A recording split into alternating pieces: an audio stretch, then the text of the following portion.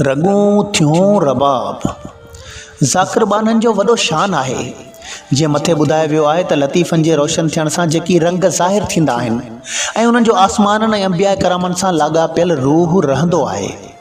इब्न मसूद खां रिवायत आहे त रसूलुल्लाह सल्लल्लाहु अलैहि वसल्लम जिन फरमायो त अल्लाह जा 300 बंदा जिन जा कलब हज़रत आदम जे कलब जहिड़ा हूंदा, 40 अहिड़ा हूंदा जिन जा कलब हज़रत मूसा अलैहिस्सलाम जे कलब जहिड़ा हूंदा, 7 अहिड़ा हूंदा जेके हज़रत इब्राहिम अलैहिस्सलाम जे कलब जहिड़ा हूंदा, 5 अहिड़ा हूंदा जेके हज़रत जिब्राइल अलैहिस्सलाम जे कलब साण हूंदा, 3 अहिड़ा हूंदा जिन जा कलब हज़रत मीकाइल अलैहिस्सलाम जे कलब ते हूंदा ऐं 1 बंदो अहिड़ो हूंदो जंहिंजो कलब इसराफील जे कलब सां हूंदो।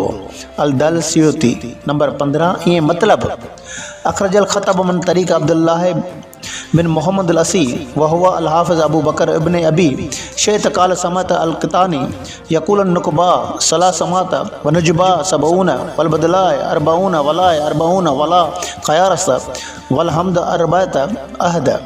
ईदा नंबर 23।